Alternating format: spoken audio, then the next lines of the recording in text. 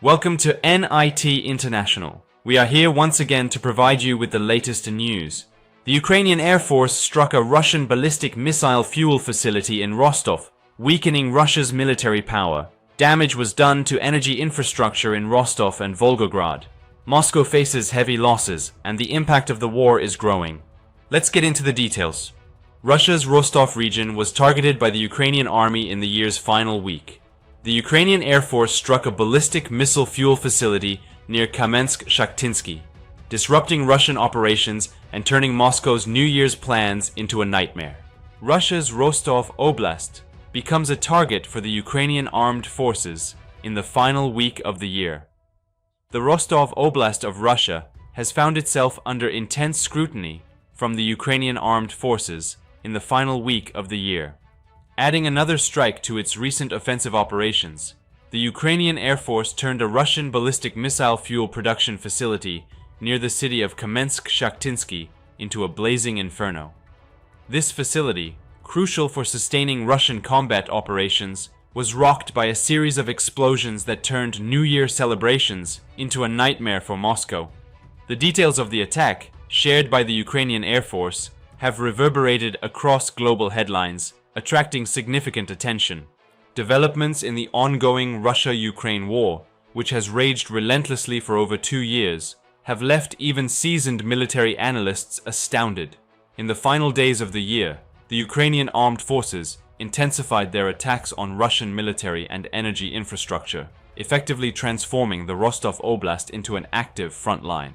These attacks targeted key locations, including the Milerovo military airbase, which plays a pivotal role in Russia's offensive capabilities and frontline advantages in Ukraine. This unexpected surge in Ukrainian strikes has significantly disrupted Moscow's strategic plans. While Russian forces had hoped to enter 2025 with notable progress on the battlefield, the past week has brought them repeated setbacks, exposing their inability to mount an effective defense against external threats. The attacks, which have severely undermined the global prestige of Moscow's leadership and armed forces, underscore Ukraine's shifting dominance in the conflict. The most recent of these operations was officially announced on December 26, 2024, by the Strategic Communications Department of the General Staff of the Armed Forces of Ukraine via Telegram. The statement confirmed that the Ukrainian Air Force had spearheaded the attack on a ballistic missile fuel production facility located near Kamensk-Shakhtinsky in the Rostov Oblast. Ukrainian officials highlighted that this facility was a critical hub for producing solid rocket fuel for ballistic missiles, which Russia has used to target Ukraine's civilian infrastructure, including hospitals, residential buildings, and power plants. They described the operation as part of a broader strategy aimed at weakening the military capabilities of the occupying Russian forces. Despite these claims, Moscow has yet to issue a response. This strike followed another significant operation earlier in December 2024, when the Ukrainian Navy and Security Service of Ukraine, SSU, coordinated an attack on the Novoshakhtinsk oil refinery in Rostov. This refinery, specializing in fuel production with a capacity of 7.5 million tons annually, suffered coordinated strikes early on December 19th. Reports from Russian Telegram channels and local officials confirmed multiple explosions and fires at the site, attributed to a drone launched from Ukrainian territory. The General Staff of Ukraine later confirmed the refinery's targeting, stating that the attack aimed to undermine Russian logistical operations. The SSU provided operational details, revealing that the strike involved a two-phase approach. SSU drones were first deployed to distract Russian air defenses, enabling the Ukrainian Navy to deliver the decisive blow using domestically manufactured Neptune cruise missiles. Notably, the Neptune missiles were upgraded in 2024 to target ground objectives, showcasing Ukraine's advancing military capabilities.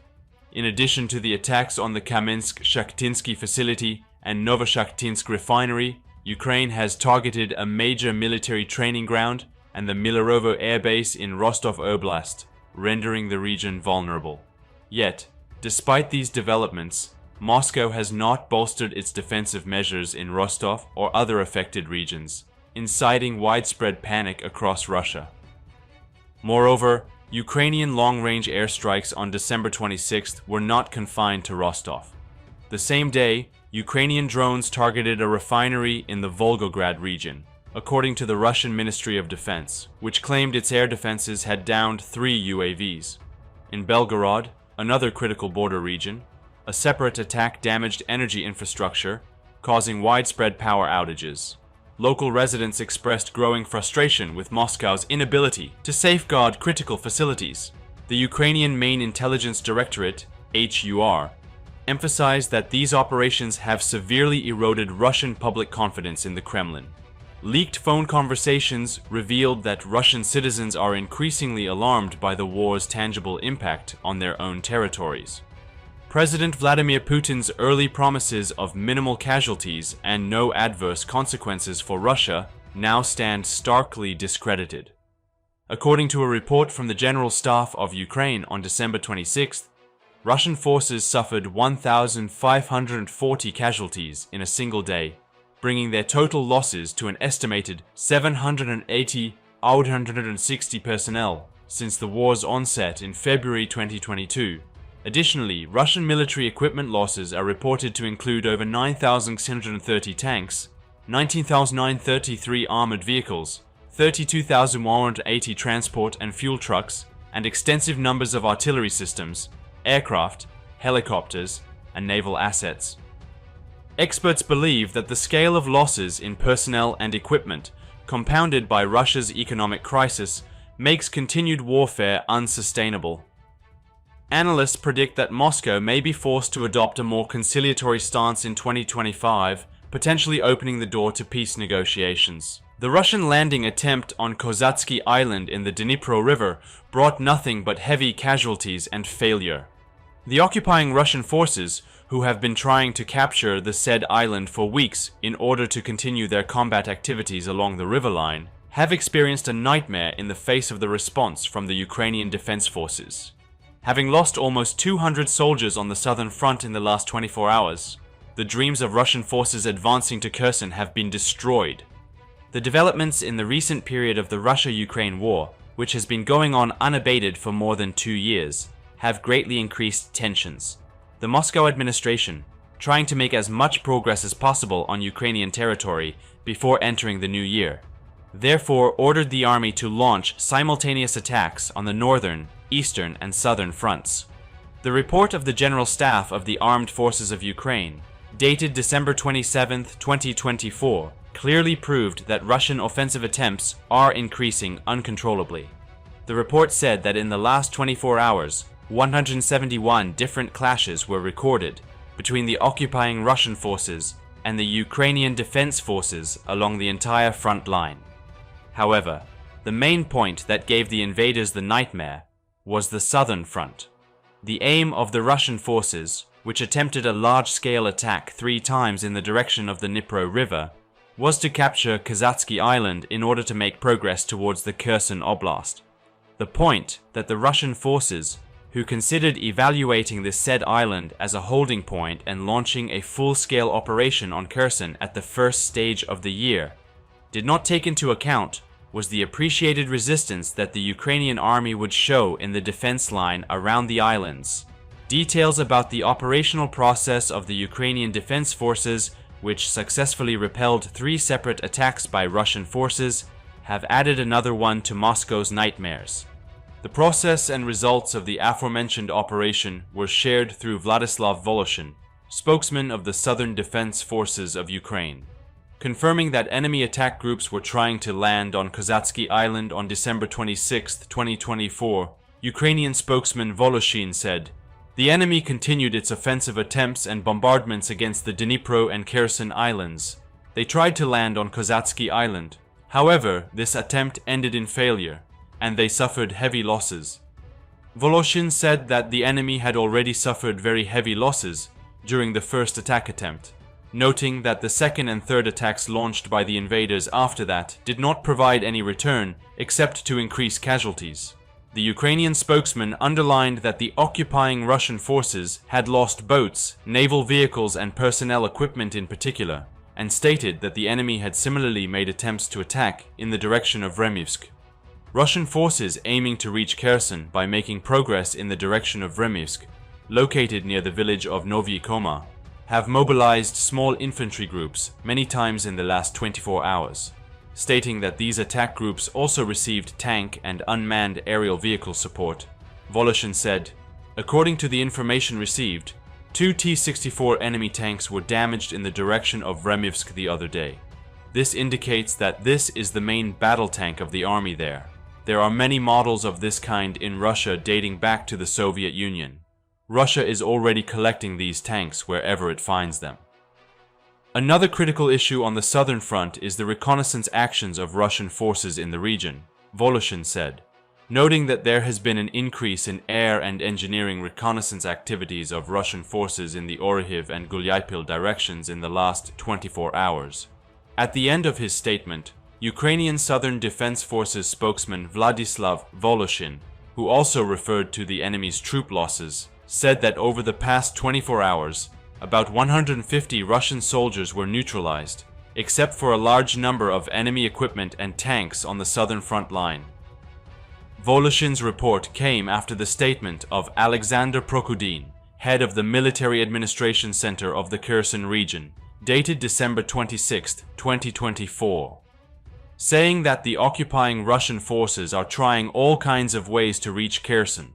Prokudin noted that there has been an increase in sabotage activities of enemy groups in recent days.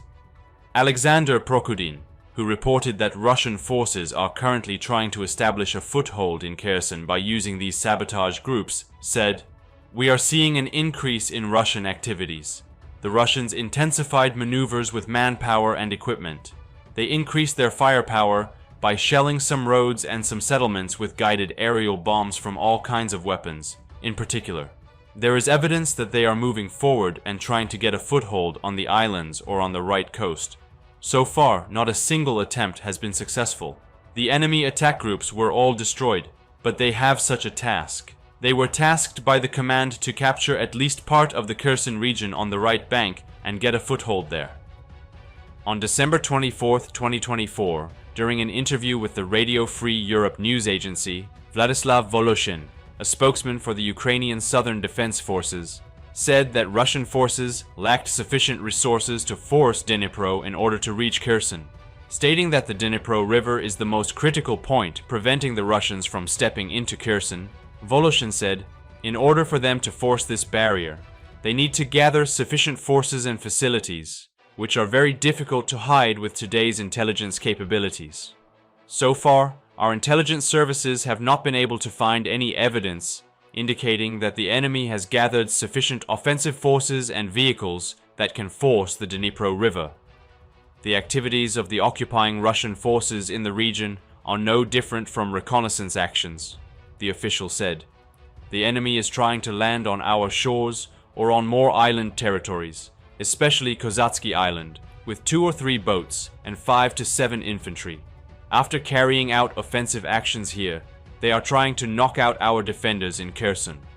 However, Voloshin emphasized once again that this theory has no other return for Russian forces in practice than an increase in casualties, and reported that almost the entire island line in the Dnipro River is under the fire control of the Ukrainian Defense Forces. Voloshin, the spokesman of the Southern Defense Forces of Ukraine, who stated that the enemy's reconnaissance actions at this point were also extremely imprudent and forced the Russians to engage in clashes, claimed that the situation is currently maintaining stability. As it is known, the increase in Russian attempts to attack the Kherson Oblast was directly proportional to the increase in casualties of the Central Russian Army in the Donetsk Oblast. Russian forces, which have been attempting an attack on a point for a long time, are changing their focus after the casualties at this point get out of control. The commander of the National Guard of Ukraine, Brigadier General Alexander Pivnenko, stated that some Ukrainian brigades have changed direction 3 times in 2024 due to the enemy's activities and indecision on the front line. Pivnenko, who also said that this situation has positive returns in addition to difficulties, said that the military capabilities of the Ukrainian brigades that have been directed to more than one front line have significantly increased during the year. However, At some moments of the war, certain units were directed to areas where fighting was less frequent and allowed to rest. The Ukrainian Brigadier General said, "People cannot stay in the trenches for months on a front line without any rest. They need to rest. They need to go on vacation. The war is hard, and the enemy is more than us. Therefore, these rotation changes are necessary for healing." At this point, we also need to mention the superiority of the manpower of the Russian armed forces. Although they maintain their superiority in terms of the number of military personnel, the Russian armed forces have lost soldiers and equipment to an extent that cannot be compensated, especially in 2024.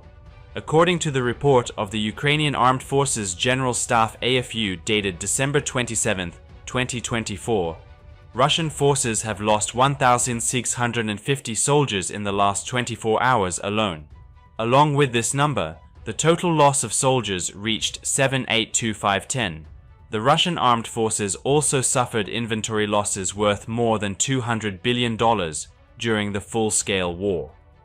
According to the data in the AFU report, Russian forces have lost 9,644 tanks, 19,951 armored combat vehicles, 32,262 vehicles and fuel tanks, 21,379 artillery systems, 256 multi-barrel rocket launcher systems, 32 form and 32 air defense systems, 369 aircraft, 329 helicopters, 20,999 UAVs, 28 ships and boats, and a submarine in the full-scale war process that has been going on since February 24, 2022. The critical move has come from Finland. The Russian ship was confiscated by Finland in an instant. However, everything is mixed up with each other. The EU has moved to issue a new sanction after the cable damage in the Baltic Sea. Polarization has reached the highest level, with China's critical step against the United States and Ukraine supporting Syria. And now the process of collapse has begun for Russia.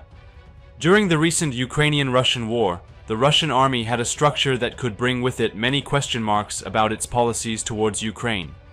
As a result of this, the support given to the Ukrainian army was accused by Putin of continuing the war. This was actually related to the difficulties that Russia was experiencing because it still could not enter Ukraine. Even one of the reasons for the difficulties experienced by the Russian army in the regional process was not the support to Ukraine. This is exactly the most basic argument for Russia's collapse now.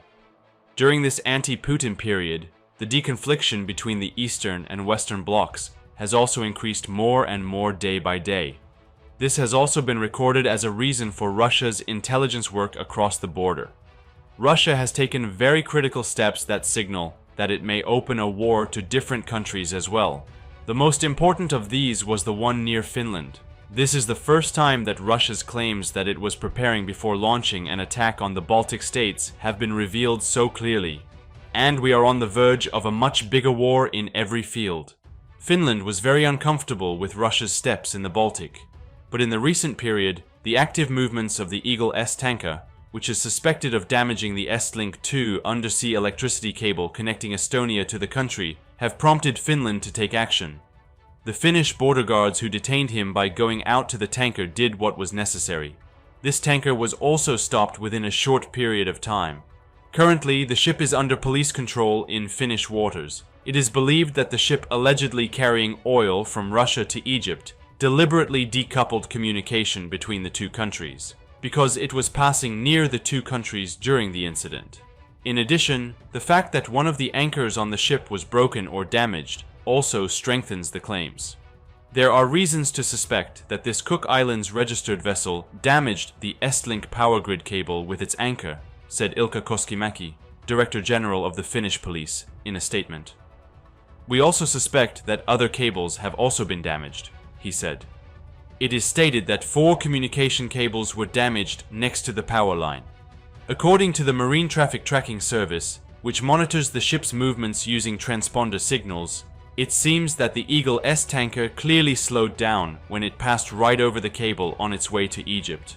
This means that the probability that Russia had a hand in this sabotage has increased significantly due to this.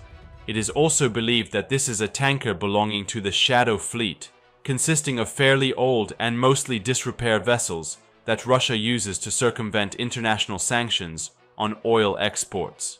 A similar incident was also carried out by the Chinese bulk carrier Yipeng 3 in recent months. The same move had been made while passing through a data cable between Finland, Germany, Sweden, and Lithuania. It should be stated that this is the only submarine communication cable that goes directly to Central Europe. At this point, he was interrogated many times. According to the latest report of the Wall Street Journal newspaper, based on anonymous sources involved in the investigation, he openly claimed that Russian intelligence was the one who ordered the ship's captain to break the cables with an anchor. But the fact that these events are now beginning to multiply in number has prompted the EU to act. The EU has decided to take action regarding the recent events in the Baltic Sea. At this point, after the recent damage to the electrical cables, the European Union began to evaluate the possibilities at its disposal to impose sanctions on Russia's so-called shadow fleet. At this point, according to EU High Representative for Foreign Relations and Security Policy, Kaja Kallas, security measures around Europe's critical infrastructure would also be strengthened in a short time. In addition, the European Commission and the High Representative's latest statement on the investigation of damage to electricity and data transmission cables in the Baltic Sea said that it is the latest in a series of possible attacks on critical infrastructure. We congratulate the Finnish authorities for their quick action in getting on board the suspicious vessel, Kallas said about the incident. In addition, the head of European diplomacy also noted that the EU often works together with the Finnish authorities on the investigation.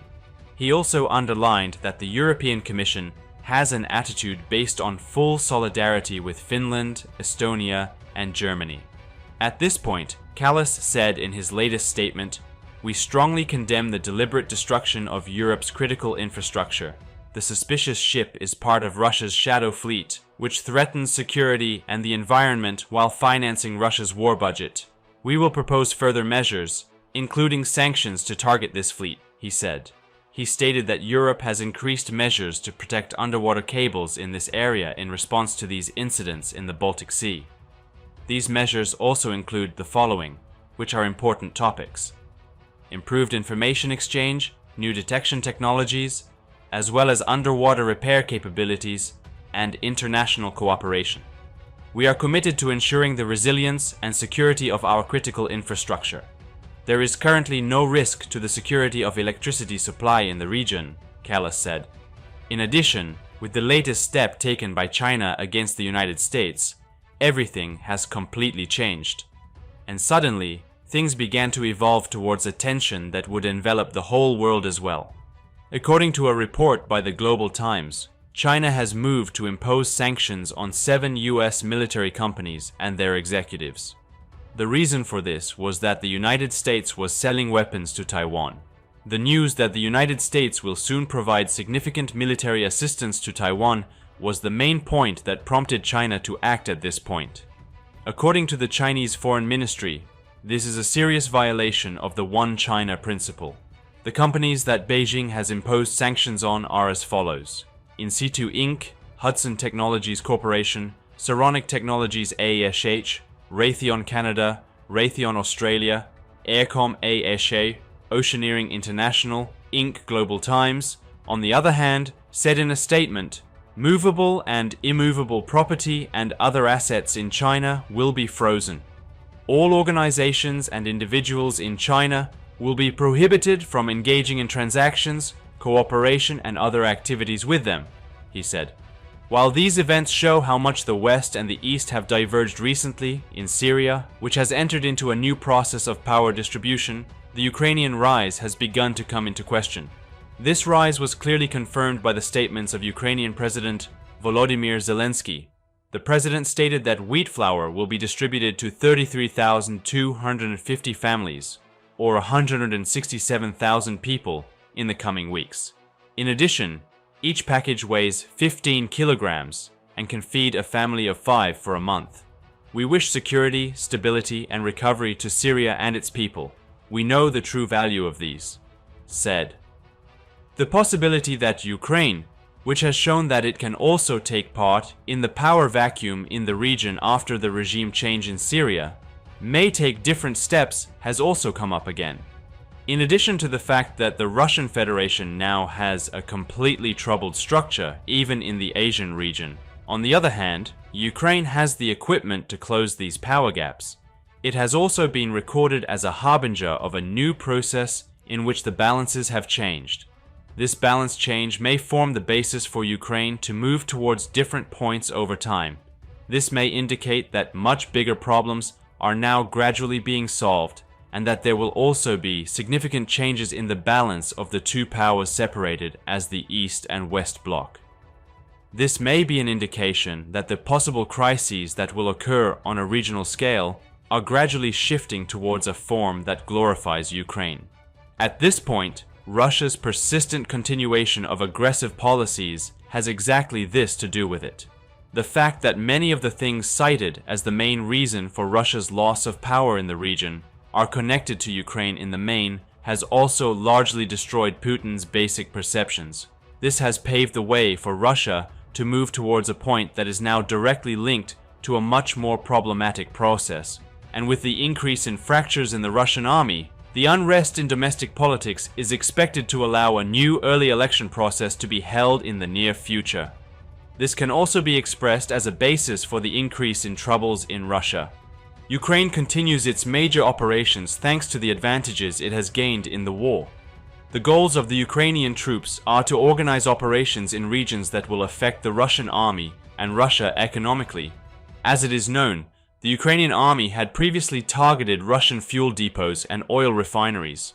The Ukrainian army's target this time is the Russian gas platforms located in the Black Sea, which will greatly affect Russia. Ukrainian Air Forces have started hitting these gas platforms one after another with drone attacks. As a result of this attack, a large fire started after large explosions. The Ukrainian army has once again dragged Russia into a stalemate. As it is known, Ukraine has started the invasion of Russian territory with a cross-border operation, as the first stage of its goal of absolute victory. The Ukrainian army, which wants to bring Putin to the point of giving up, has occupied an area of 1,700 kilometers in the Kursk region. There are about 100 campuses in this area. Russian citizens in this region, who were captured by Ukrainian troops, were transferred to safer areas. Another item of the Ukrainian leader's absolute victory goal is to reach an important point in the world in the arms and defense industry. 2024 was a year when the Ukrainian army rose and signed successful operations. Ukraine has taken great steps in the arms and defense industry in 2024 and has started the production of drones and unmanned aerial vehicles at a rapid pace. Large investments have been made in this sector. The Ukrainian army has taken control of the airspace with its own production drones and unmanned aerial vehicles, in addition to unmanned aerial vehicles and drones from the United States and Western countries. The Ukrainian-Russian war continues as a technology war in the year 2024. Putin sent ships with Kaliber missile system to the waters of the Black Sea after Ukraine carried out attacks on gas platforms in the Black Sea with drones. Although Putin is making inappropriate attacks on all kinds of rules of war, the superiority in the war is in the Ukrainian army. How the superiority of Ukraine will affect the thoughts of then President Trump will be clarified by the end of January 2025.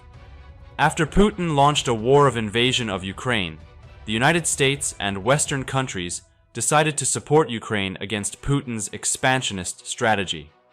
It is thought that the only factor that will affect these decks is the victory of Trump in the US presidential election. Former President Biden had announced that he would support Ukraine until the day he took over his post. For this reason, he has started sending large support packages during the last period of his mission. It is known that Trump has the structure to be behind the winner, who does not like to lose during the previous presidential process. Before winning the presidency, he argued that the support to Ukraine was unnecessary. However, today Ukraine has established a great superiority over Russia. For this reason, it is expected that Trump will make a statement with the methods that will ensure the end of the Russian-Ukraine war when he takes the presidential chair. Trump's attitude in the Ukraine-Russia war could completely change the direction of the war or end the war.